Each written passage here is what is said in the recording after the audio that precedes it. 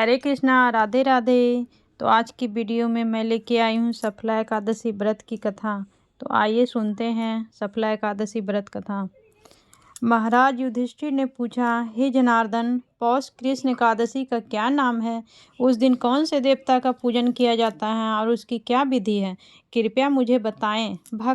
भक्त वत्सल भगवान श्री कृष्ण कहने लगे कि धर्मराज, मैं तुम्हारे स्नेह के कारण तुमसे कहता हूँ कि एकादशी व्रत के अतिरिक्त मैं अधिक से अधिक दक्षिणा पाने वाले यज्ञ से भी प्रसन्न नहीं होता हूँ, अतः इसे अत्यंत भक्ति और श्रद्धा से युक्त होकर करें। हे राजन, द्वादशी युक्त पौष कृष्ण एकादशी का महात्म्य तुम एकाग्रचित होकर सुनो। इस एकादशी का नाम सफला एकादशी है। इस एकादशी के देवता श्री नारायण हैं। विधि पूर्वक इस व्रत को करना चाहिए। जिस प्रकार नागों में शेष नाग, पक्षियों में गरुड़, सब ग्रहों में चंद्रमा, यज्ञों में अश्वमेघ और देवताओं में भगवान विष्णु श्रेष्ठ हैं, उसी तरह सब व्रतों में एकादशी का व्रत श्रेष्ठ है। जो मनुष्य सदैव एकादशी का व्रत करते हैं वे मुझे परम प्रिय हैं। अब इस व्रत की विधि कहता हूँ। मेरी पूजा के लिए ऋतु के अनुकूल फल, नारियल, नींबू, नैवेद्य आदि 16 वस्तुओं का संग्रह करें। इस सामग्री से मेरी पूजा करने के बाद रात्रि जागरण करें। इस एकादशी के व्रत के समान यज्ञ, तीर्थ, दान, तप तथा और कोई दूसरा व्रत नहीं है। 5000 वर्ष तप करने से जो फल मिलता है उससे भी अधिक सफला एकादशी का व्रत करने से मिलता है। हे राजन, अब आप इस एकादशी की कथा सुनिए। सफला एकादशी व्रत की कथा। चंपावती नगरी में एक महिष्मान नाम का राजा राज करता था। उसके 4 पुत्र थे। उन सब में लुम्पक नाम वाला बड़ा राजपुत्र महापापी था। वह पापी सदा परस्त्री और वेश्यागमन तथा दूसरे बुरे कामों में अपने पिता का धन नष्ट किया करता था।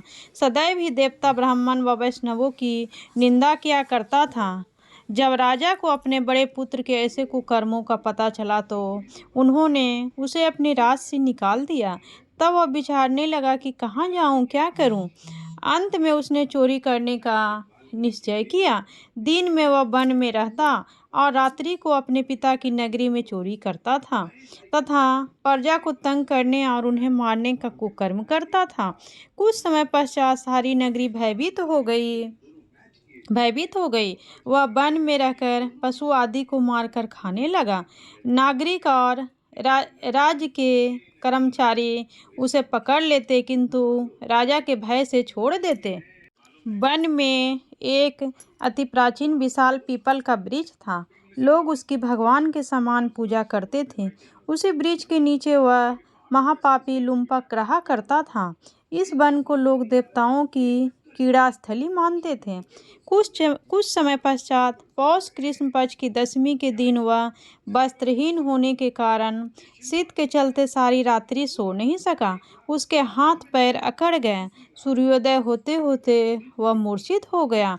दूसरे दिन एकादशी को मध्याह्न के समय सूर्य की गर्मी पाकर उसकी मूर्छा दूर हो गई। गिरता पड़ता वह भोजन की तलाश में निकला। पशुओं को मारने में वह समर्थ नहीं था, अतः पैरों के नीचे गिरे हुए फल उठाकर वापस उसी पीपल वृक्ष के नीचे आ गया। उस समय तक भगवान सूर्य अस्त हो चुके थे। वृक्ष के नीचे फल रखकर कहने लगा, हे भगवान, अब आपके ही अर्पण है ये फल, आप ही तृप्त हो जाइए। उस रात्रि को दुख के कारण रात्रि को भी नींद नहीं आई। उसके उस उपवास और जागरण से भगवान अत्यंत प्रसन्न हो गए और उसके सारे पाप नष्ट हो गए। दूसरे दिन प्रातः एक अति सुंदर घोड़ा अनेक सुंदर वस्तुओं से सजा हुआ उसके सामने आकर खड़ा हो गया।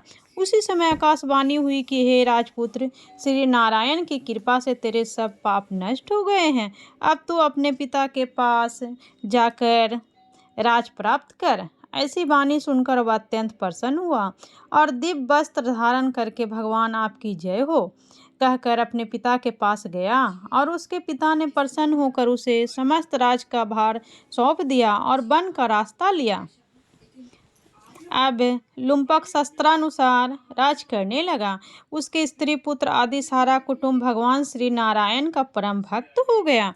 वृद्ध होने पर वह भी अपने पुत्र को राज का भार सौंपकर वन में तपस्या करने चला गया और अंत समय में वैकुंठ को प्राप्त हुआ। अतः जो मनुष्य इस परम पवित्र सफला एकादशी का व्रत करता है उसे अंत में मुक्ति मिलती है। जो नहीं करते हैं वे पूंछ और सींगों से रहित पशुओं के समान है। इस सफला एकादशी के महात्म को पढ़ने से अथवा श्रवण करने से मनुष्य को अश्वमेध यज्ञ का फल मिलता है।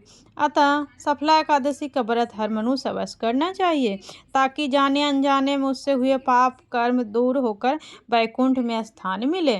5000 वर्ष तप करने से जो फल मिलता है उससे भी अधिक सफला एकादशी का व्रत करने से मिलता है। हरे कृष्णा, राधे राधे।